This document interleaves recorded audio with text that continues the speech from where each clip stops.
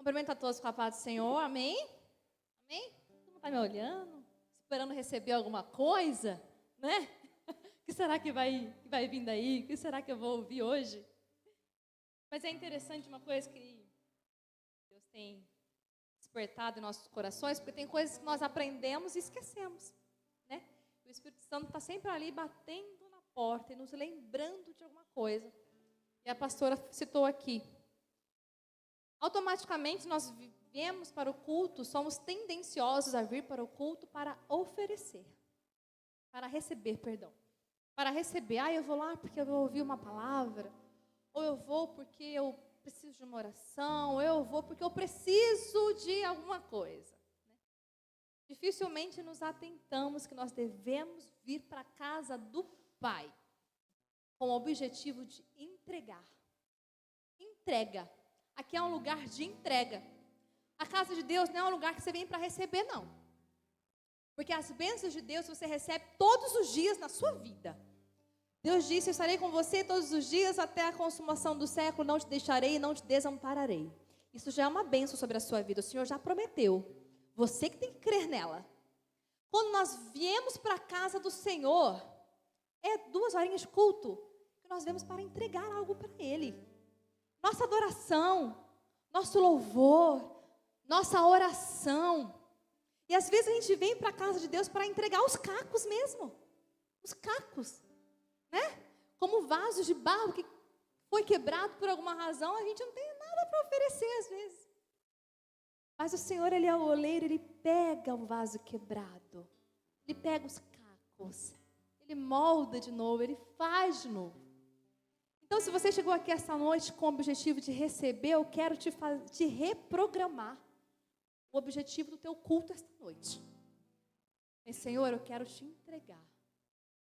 Quero te entregar a minha vida, te entregar o meu louvor, a minha adoração, a minha consciência, o meu entendimento, a minha alma para o Senhor. Porque às vezes nossos olhos estão tão embaçados com as lutas, com as dificuldades, por alguma razão, nós não temos clareza e lucidez para aquilo que Deus está nos falando, nos ensinando. Então, até aqui, se você veio para receber, o Senhor já estava aqui antes de você chegar. E o Senhor tem sim bênçãos para a sua vida. Mas o Senhor também quer receber a sua vida, seu raciocínio, seu entendimento, sua atenção, sua reverência, sua entrega. Amém? Glória a Deus. Livro de Atos, capítulo 5, verso 17. Glória a Deus. Nós estamos aqui numa campanha, num propósito titulado A Expansão da Igreja. A expansão da igreja. E o livro de Atos, ele retrata muito como começou a expansão do ministério de Cristo. Né? Através do próprio Jesus, designou os seus discípulos para continuar essa missão. E o pastor já pregou, a pastora também já pregou, a respeito de Ananias e Safira. Quem esteve nos cultos anteriores, entendeu e aprendeu sobre isso. E eu vou dar continuidade hoje, segundo o que Deus colocou no meu coração. E Deus tem uma palavra poderosa para a sua vida, para a minha vida.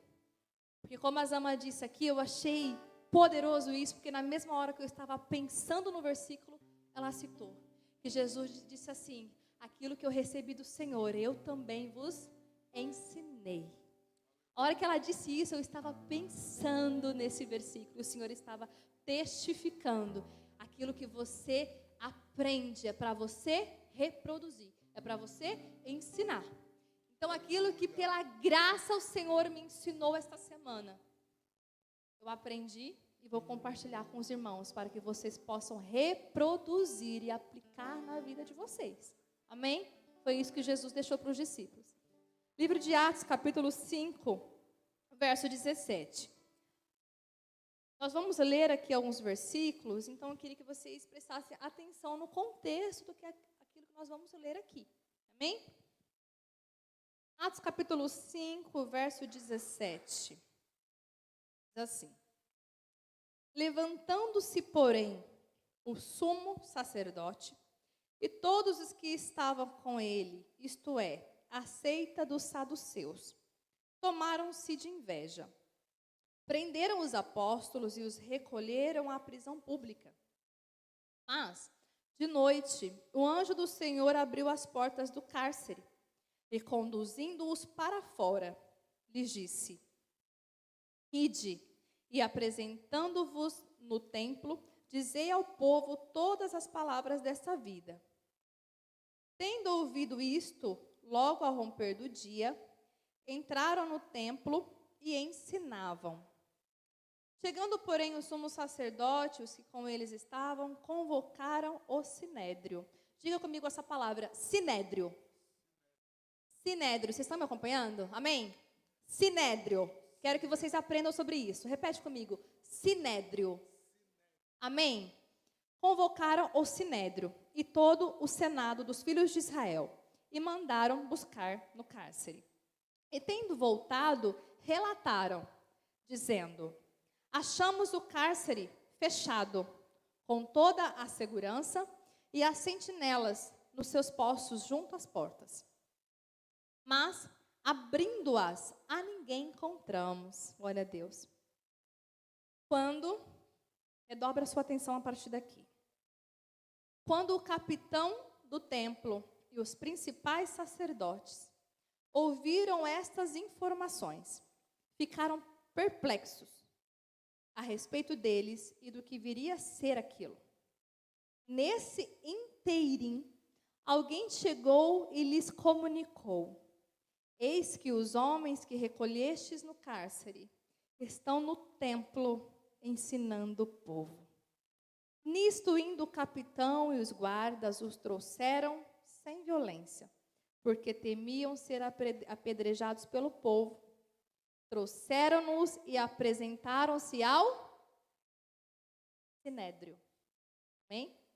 Apresentando-nos ao sinédrio. E o sumo sacerdote interrogou-os, dizendo: Expressamente vos ordenamos que não ensinasseis nesse nome. Contudo, enchestes Jerusalém de vossa doutrina e quereis lançar sobre nós o sangue deste homem. Então Pedro e os demais apóstolos afirmaram: Antes importa obedecer a Deus do que aos homens. Aleluia. Os irmãos podem se assentar. Glória a Deus. Nós lemos aqui, eu vou resumidamente tentar ser bem objetiva, acerca desse livro de Atos. Um resumo, uma introdução para o contexto da mensagem que eu quero trazer para os irmãos esta noite. Quando Jesus morreu e ressuscitou e foi aos céus, e ele apareceu vivo para os apóstolos. Quem eram os apóstolos? Eram os 12 discípulos de Jesus. Eles eram discípulos de Jesus. Mas quando Jesus ressuscitou e apareceu para eles, antes de Jesus voltar para o céu em ascensão, Jesus apareceu para eles e os consagrou a apóstolos. Jesus consagrou esses discípulos a apóstolos. Para quê? Para que os discípulos, os apóstolos, dessem continuidade no legado que Jesus os tinha ensinado aqui na terra. E qual que era a base do reino de Jesus aqui na terra, do seu chamado, do seu legado aqui? Ide, fazei discípulos, curai cegos, curai leprosos, pregai arrependimento de pecados e a salvação. Esse era, bem resumidamente, o que Jesus ensinou para os discípulos. E quando Jesus foi aos céus, novamente para o céu, e Jesus deixou esse legado para que os apóstolos dessem continuidade, Jesus disse para eles: vocês vão receber de mim poder. Vocês vão receber do alto, do Espírito Santo, poder, para que aquilo que eu fiz, vocês possam fazer ainda mais. Eu vou para o Pai. Vocês vão ficar aqui e continuem fazendo aquilo que eu vos ensinei. Só que no capítulo 1 de Atos vai dizer que Jesus dá uma ordenança para eles e diz assim, olha, fiquem aqui em Jerusalém. Não vão ainda para as nações, não vão para outros reinos, enquanto vocês não receberem o batismo com o Espírito Santo. Espera mais um pouquinho. Aleluia. Espera em Jerusalém, porque dentro de poucos dias vocês vão receber o poder do Espírito Santo, que é o poder do alto, a autoridade de Deus, para que vocês possam reproduzir aquilo que eu ensinei. E no capítulo 2 de Atos, é um capítulo bem conhecido, acerca do dia de Pentecostes. Inclusive, se eu não me engano, se eu não estou enganada, nessa semana tem até um feriado aí meio oculto, que é a respeito do dia de Pentecostes. Eu não sei exatamente para que o objetivo desse feriado, que nem muitos comemoram, mas o dia de Pentecostes, ele é muito conhecido, até mesmo entre os que não são cristãos, acerca do poder de Deus. Então, para vocês entenderem que o dia de Pentecostes aconteceu, porque Jesus disse para eles, espera receber o poder do alto, espera receber o Espírito Santo, para que vocês estejam aptos, para que vocês possam ir para as nações pregar o Evangelho de Deus. E no capítulo 2 vai dizer que eles receberam do alto, eles estavam reunidos todos no mesmo lugar. Todos no mesmo lugar, no mesmo espírito, e eles tinham muitas coisas em comum, porque eles se esforçavam para se parecer com Jesus. Então eles eram todos iguais, eles queriam ser como Jesus, de personalidades diferentes, essências diferentes, mas o propósito era o mesmo, obedecer a Jesus, com todos os seus defeitos, com todas as suas imperfeições e personalidades, mas a Bíblia diz que eles tinham algo em comum. Todos eles faziam em comum, no mesmo espírito, no mesmo coração, que era obedecer o legado de Jesus. Então, no capítulo 2, o apóstolo João, ele começa a fazer um discurso. Quando eles recebem o Espírito Santo, ele recebe de Deus uma autoridade para falar do reino de Deus, que o Espírito Santo tinha dado a ele essa liberdade, essa autoridade, esse poder, para falar do reino de Deus. Muitos até não reconheciam quem era João. Porque quem era o apóstolo João? Antes de conhecer a Jesus e se converter a Jesus, o apóstolo João não era ninguém. A Bíblia vai dizer no capítulo 4, no verso 13, que Pedro e João, eles eram iletrados. Iletrados e incultos. O que seria uma pessoa iletrada e inculta? Uma pessoa ignorante, de lábios pesados, sem cultura, ignorante, sem informação. E Deus concedeu a ele uma autoridade do alto para falar do reino de Deus, que a Bíblia vai dizer que João pregava o evangelho com intrepidez. Glória a Deus. Intrepidez é pregar a palavra com autoridade. Intrepidez do Evangelho é a autoridade que o Espírito Santo dá para aquele que busca, para quem se coloca em obediência ao legado de Jesus. Eu vejo aqui como Jesus, ele pega pessoas improváveis para anunciar a sua palavra. Eu vejo aqui como Jesus, ele pega pessoas e restaura e usa como ele quer, não segundo quem a pessoa é, mas segundo o poder dele que habita naquelas pessoas. Glória a Deus.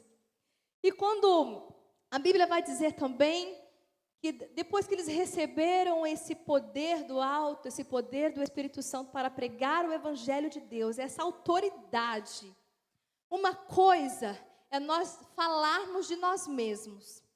Falar de nós mesmos, uma experiência, um conselho. Outra coisa é de você receber de Deus um passaporte, falar, agora você pode ir. Eu entendo que Jesus estava dizendo para os apóstolos, esperem em Jerusalém até que do alto vocês recebam poder. Espera que eu ainda tenho algo, a cereja do bolo para vocês. Os discípulos andavam com Jesus e acreditavam, talvez, que eles já sabiam, que eles tinham as experiências de Deus para compartilhar aquilo que eles tinham vivido. O que os discípulos tinham vivido? Eles tinham visto coxo andar, cego ver, morto ressuscitar. E quando eles haviam passando, a Bíblia vai dizer que cada vez mais que eles pregavam o Evangelho com essa autoridade do Espírito Santo, cada vez mais a igreja crescia. Cada vez mais as pessoas se convertiam ao reino de Deus. E o primeiro milagre que Pedro e João operam no poder do nome de Jesus é a cura de um coxo.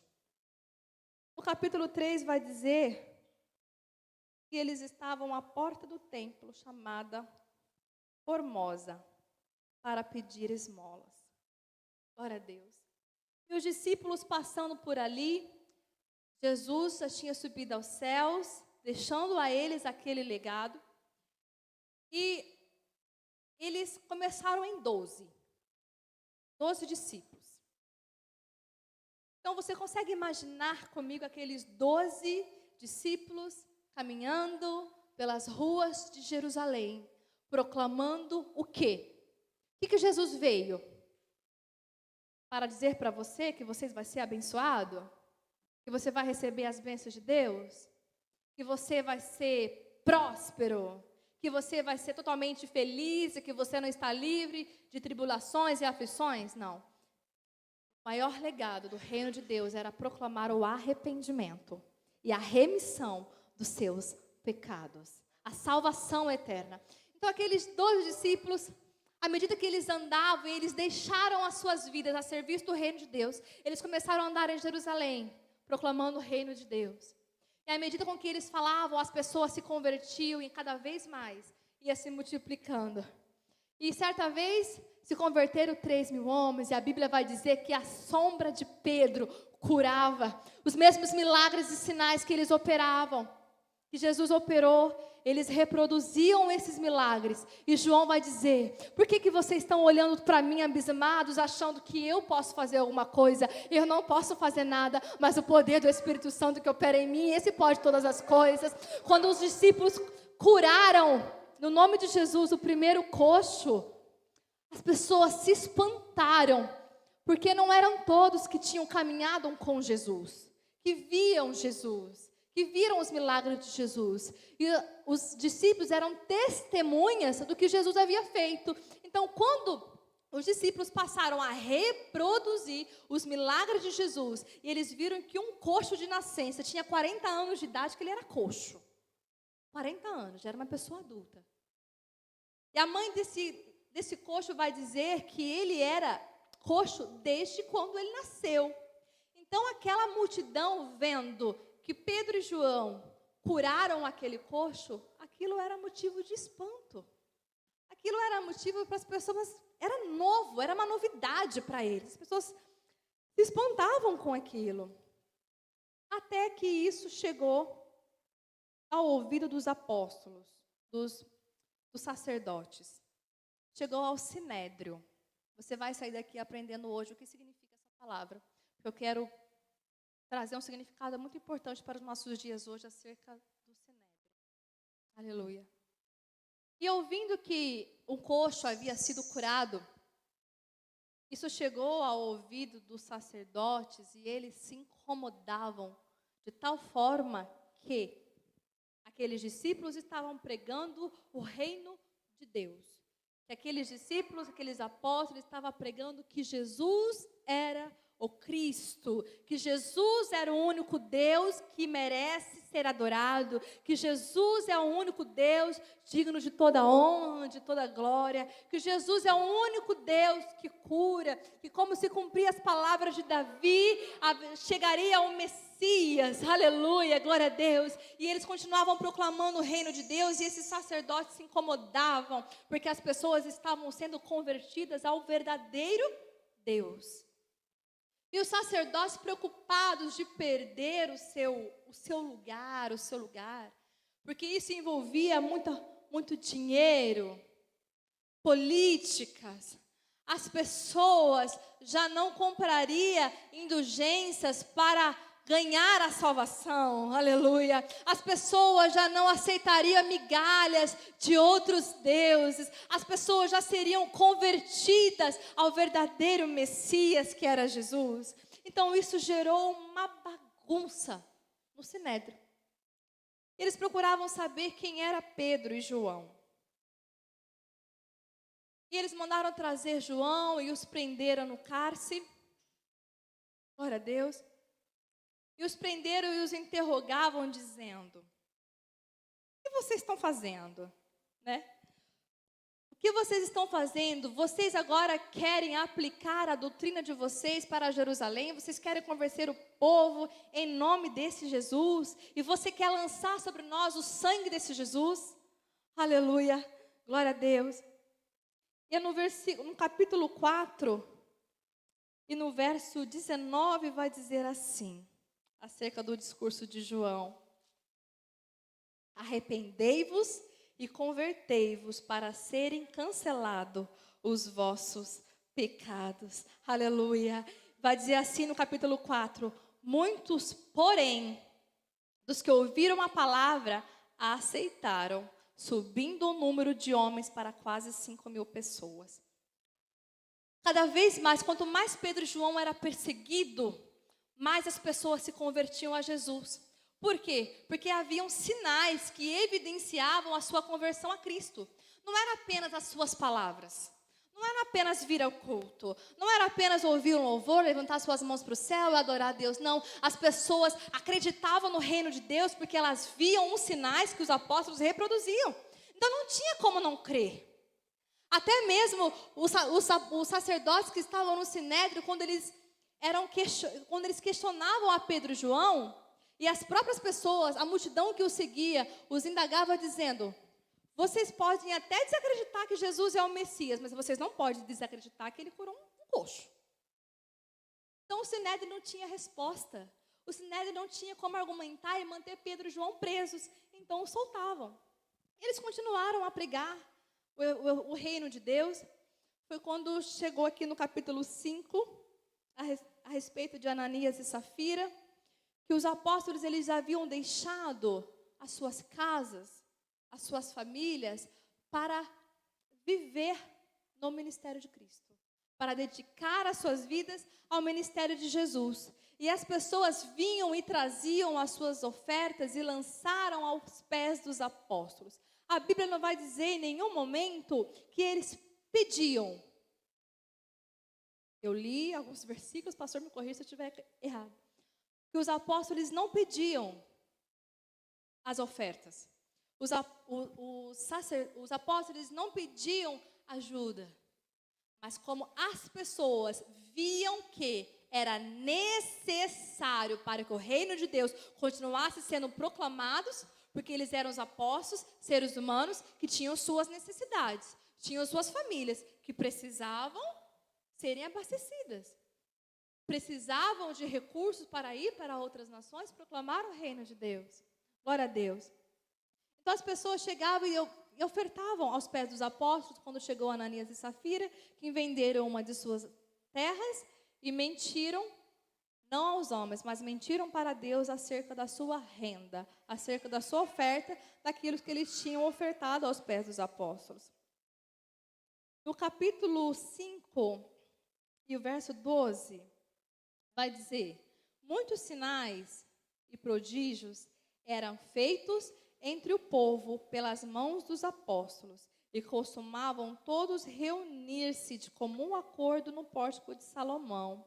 No verso 14 vai dizer: e crescia mais e mais a multidão de crentes, tanto homens quanto mulheres, agregados ao Senhor, a ponto de levarem os enfermos até pelas ruas e o colocaram sobre leitos e macas, para que ao passar Pedro, ao menos a sua sombra se projetassem em alguns deles. No verso 20, capítulo 5, diz: ide, e apresentando-vos no templo, dizei ao povo todas as palavras desta vida. Quando os sacerdotes mandaram prender Pedro e João mais uma vez, por conta da obediência. Quando nós nos submetemos à obediência a Deus e não aos homens, o que significa isso? Obedecer a Deus e não aos homens. É honrar o sacrifício de Jesus, é honrar o amor dele e fidelidade para com a sua vida, independente do que os homens dizem ao seu respeito, independente do que os outros pensam ao seu respeito. O que Pedro e João disse? Importa obedecer a Deus e não a vocês. E a Bíblia vai dizer que quando os sacerdotes mandaram prender mais uma vez Pedro e João, vai dizer que o anjo do Senhor os libertou. O anjo do Senhor os trouxe para fora. E os soldados, os guardiões das celas, viram que as celas não estavam arrebentadas, as celas não estavam com alguma brecha, com algum buraco, mas eles viram que verdadeiramente algo sobrenatural aconteceu, que transportou Pedro e João de volta para o templo. Aleluia, glória a Deus. E eles ficaram perplexos e sem palavras a respeito disso que tinha acontecido. E eles convocaram o Sinédrio mais uma vez. Olha, é o seguinte, a gente foi lá na prisão e Pedro e João não estão lá. Aconteceu alguma coisa que nós não sabemos o que, mas eles não estão lá. E mandaram chamar Pedro e João mais uma vez. Trouxeram-nos e apresentando ao Sinédrio interrogou, dizendo: expressamente vos ordenamos que não ensinasseis nesse nome. Os sacerdotes já tinham dado a ordem para que Pedro e João não ensinassem no nome de Jesus. Não ensinasse no nome de Jesus. E nós estamos vivendo dias, igreja, que nós, a igreja, glória a Deus, a igreja de Deus, a noiva de Jesus, estamos sendo convocados para o Sinédrio. E o que era o Sinédrio? Agora eu vou explicar para vocês o que é o Sinédrio. Eu escrevi aqui que eu não ia decorar tudo. O Sinédrio, vamos prestar atenção, são os anciões de classe dominadora. Funções políticas, religiosas, legislativas, jurisdicionais e educacionais de Jerusalém. Pessoas de grande poder e influência. O que é o Sinédrio? São os governos, a jurisprudência, a Constituição, o legislativo. Os irmãos vão aí pensando, quem é o Sinédrio hoje? A quem Pedro e João era submetido e convocado para prestar conta, para prestar satisfação do que vocês estão fazendo sem a minha autorização. Pedro e João foi convocado para dar satisfação acerca da sua obediência. E eles eram expostos ao público, ao povo, à multidão, como se eles estivessem fazendo algo errado. A igreja de Cristo hoje está sendo exposta como se nós, em cumprir a palavra de Deus, estamos fazendo alguma coisa errada, em preservar os padrões da Bíblia, em preservar os padrões da família, em preservar os nossos costumes cristãos. A igreja está sendo convocada ao Sinédrio por religiosidade. A igreja está sendo convocada que não precisa disso. A igreja está sendo convocada a justificar a sua fé, como se isso não precisasse. Aleluia. Para que isso? Fica quietinho. Enquanto Pedro e João eram ignorantes, enquanto Pedro e João não faziam nada para o reino de Deus, a Bíblia vai dizer que os sacerdotes já conheciam quem era João, já sabia quem ele era, mas quando ele pregava a palavra de Deus com intrepidez, eles reconheceram alguma coisa aconteceu com ele, porque ele está diferente, ele não falava assim. Então, enquanto Pedro e João estavam ali quietinho, não dando trabalho para ninguém, as pessoas não se importavam, não acontecia nada. Tudo bem, é só mais um, fica ali. Agora, quando Pedro e João se submeteram à obediência, a fazer aquilo que é certo, aí eles tinham que prestar conta. Aleluia. Deixa eu dizer alguma coisa para você. Enquanto você vive no erro, enquanto você vive no pecado, e quando você vive na imundícia que Satanás quer que você viva, você não incomoda ninguém. Enquanto você vive a sua vida do seu jeito, fazendo aquilo que você quer, você não incomoda ninguém. Agora, quando você se submete à obediência, o diabo vai se levantar contra a sua vida. Quando você se submete a obedecer a palavra de Deus, quando você se submete a serviço do reino de Deus, você pode esperar, alguma coisa vai acontecer. Mas por que isso? Para que você seja perseguido, afrontado, acusado, caluniado, cuspido? Não. Não apenas para isso. Mas para que se cumpra o reino de Deus, a promessa do reino de Deus. Mas, irmão, eu vou submeter a minha vida a uma perseguição apenas para obedecer a uma palavra? Apenas para isso? Agora eu te pergunto, qual é o propósito da tua vida? Responda para si mesmo. Qual é o seu propósito de vida? Para que você existe? Para que Deus te chamou? O que você faz nesse mundo? Você nasceu para quê? Responda para si mesmo.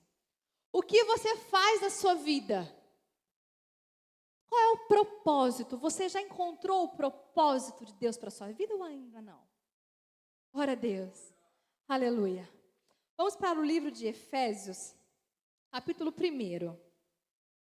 Aleluia. Efésios capítulo 1.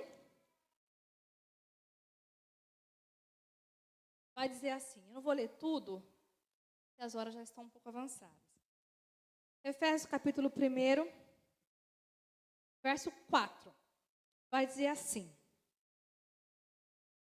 Efésios capítulo 1, verso 4.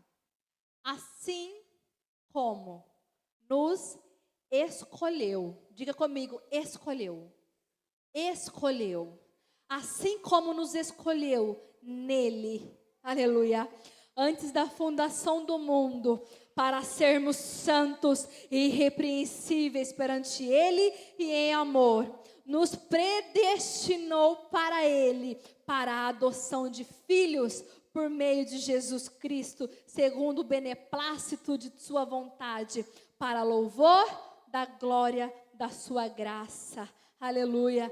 No verso onde vai dizer, nele, o apóstolo Paulo vai dizer, nele eu digo isto, no qual fomos também feitos herança, predestinados segundo o propósito daquele que faz todas as coisas conforme o conselho da sua vontade, a fim de que? De sermos para louvor da sua glória. Aleluia. Você escolhido, Ele te escolheu, Ele tem um propósito na sua vida, para que a sua vida seja para louvor e honra e glória do nome dEle. Aleluia. Só que quando os apóstolos já tinham entendido que eles haviam sido chamados para louvor e para a glória do reino de Deus, eles já tinham entendido qual era o propósito de suas vidas. Aleluia. E quando eles são convocados e eles sabem quem eles são, aquilo que os cerca não os ameaça. Porque eles sabiam quem eles eram em Cristo. Eles aceitavam se submeter à obediência. Aleluia. Porque eles tinham entendido para que eles foram chamados. Porque eles tinham entendido qual era o propósito. E Paulo vai dizer, o morrer para mim é ganho. Aleluia. Mas por que isso? Por que isso? Para que alguns se convertam? Como se isso fosse pouca coisa? Para que as pessoas que estão enfermas sejam curadas? Como se fosse pouca coisa? Querido, de graça você recebeu, de graça você também dá. Jesus te chamou para você receber o seu amor e reproduzir este amor. À medida que os apóstolos pregavam a palavra de Jesus e a multidão os acompanhava, outras pessoas iam se convertendo a Cristo. E o Evangelho de Deus foi pregado às muitas nações e chegou aqui no nosso Brasil. Aleluia. Você está aqui hoje Porque os discípulos se submeteram a um legado de obediência. Oh, glória! Você está aqui hoje porque começou com 12. Jesus era o mestre. Os 12 o seguiam. 12 que se submeteram a ouvir e obedecer a voz de Deus. E desse 12, se você continuar lendo os capítulos de Atos, vai dizer, eram 3.000, eram 5.000. E a Bíblia vai dizer que a igreja só crescia. Nada para o reino de Deus, aleluia. Não tem sinédrio nenhum, não tem legislativo, não tem constituição, não tem juiz, não tem justiça federal, não tem nada que para a igreja de Deus. A igreja está sendo convocada para o sinédrio, a igreja está, oh glória, a igreja está sendo convocada para prestar conta acerca da sua obediência da palavra de Deus. Mas deixa eu dizer uma coisa para você. Se submeta à obediência da palavra, continue perseverando nos princípios de Jesus, continue obedecendo o seu chamado e principalmente continue reproduzindo o legado que Jesus deixou para os apóstolos. Os apóstolos morreram. Oh, glória a Deus, aleluia. Os apóstolos morreram de formas terríveis. Os apóstolos morreram de forma terrível, porque não negaram o nome de Jesus. E a igreja hoje que está sendo convocada para o sinédrio, glória, oh glória, aleluia. O povo de Deus que está sendo convocado a prestar conta acerca da sua obediência. Aquele povo que ainda preserva bons costumes. A igreja que ainda preserva a família. A igreja que confronta a ideologia de gêneros. A igreja que confronta a libertinagem. A igreja que confronta, a vida é sua. A igreja que confronta, siga o teu coração. Não siga o teu coração. Teu coração é enganoso. O teu coração é o campo dos seus sentimentos. E os teus sentimentos te enganam. Você tem que viver a sua vida pelo seu entendimento. Não seja movido pelo teu coração. Não seja movido pelos teus sentimentos. Os teus sentimentos te enganam. Seja movido pelo teu entendimento. Pela tua consciência. Sabe por quê? O teu coração vai dizer para você: hoje me traíram. Hoje eu não estou afim de adorar a Deus. O teu coração vai dizer para você: eu fui machucado. Hoje eu não vou para o culto. O teu coração, a tua carne vai dizer para você: eu estou cansado. Eu não vou fazer mais. O teu coração, que é um poço de sentimentos aleatórios e oscilantes, vai dizer para você: para quê? Você já fez tantas vezes. Agora, quando você tem conhecimento da palavra de Deus e crê nela, não. Você é movido por aquilo que você sabe e por aquilo que você crê. Aleluia. Não vos conformeis com este mundo, mas sede transformados pela renovação do vosso entendimento. Ei, é o seu entendimento que tem que conduzir a sua vida. É aquilo que você sabe, é o princípio de vida que Jesus ensinou para você. O seu coração é um campo minado. E você não pode ser movido pelas suas emoções. Seja movido pelaquilo que você sabe e crê da palavra de Deus. Aleluia. Glória a Deus. E a Bíblia vai dizer que os apóstolos responderam para os sacerdotes: ei, importa obedecer a Deus e não a vocês. A igreja, hoje, que é convocada para o sinédrio todos os dias, pela mídia, pelas manipulações. A igreja que é convocada todos os dias a pagar os seus impostos abusivos? A igreja, o povo, a nação que Deus escolheu, é convocada todos os dias para um sacrifício. E nós somos como ovelhas levadas para o matadouro todos os dias. E fica difícil para nós como igreja, como povo de Deus, nos submetermos sim à obediência. Por quê? Porque nós não queremos ser perseguidos. Nós não queremos nos justificar. Nós não queremos nos expor e dar a nossa cara a tapa. Não. Há quem diga que a igreja hoje vive o tempo mais fácil. Eu também acredito nisso, porque nós estamos vivendo um tempo da graça. Amém? Mas se você entender que nós vivemos numa atmosfera espiritual, você vai entender que todos os dias, todas as coisas, as pequenas coisas, nos afunilam para uma prestação de contas. Todas as coisas se afunilam para que o reino de Deus venha.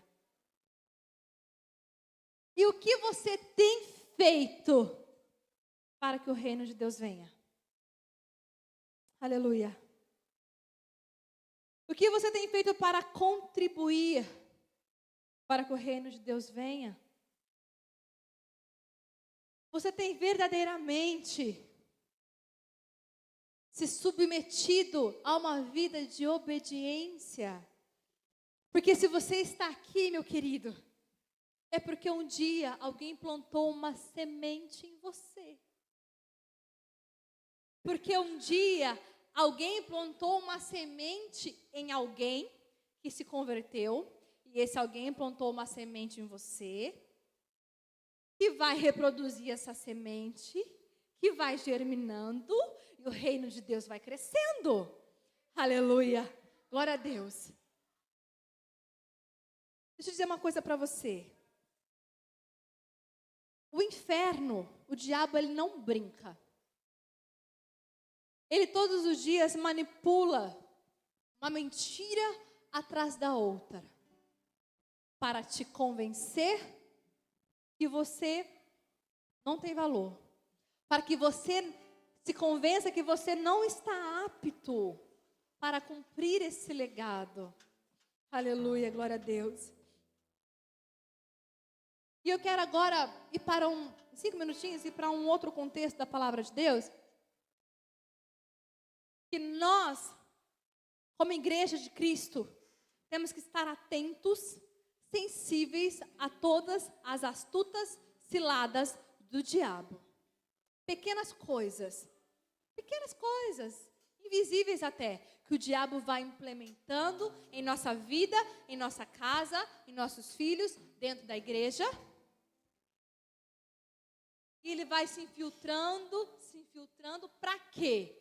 Porque o diabo quer fazer os discípulos dele também. O diabo também tem as suas ferramentas de reproduzir a morte. O diabo também tem as suas maneiras de reproduzir, que ok, pode tudo. Não tem problema. E uma coisa interessante que como nós estamos falando sobre a expansão da igreja, desde a semana passada, meu pastor me convidou para trazer essa palavra esta noite. Eu fiquei pensando na expansão da igreja. O que podemos fazer como igreja para que ela se expanda? E uma coisa que não saiu do meu coração e o Senhor testificou é acerca das crianças. Eu não vou sair daqui hoje sem falar disso. Aleluia. O Senhor tem colocado no meu coração, batido na porta dura do meu coração, a respeito da obediência. De você discernir a voz de Deus e obedecer, custe o que custar. Doa quem doer. Aleluia. Deixa eu dizer uma coisa para você. O inferno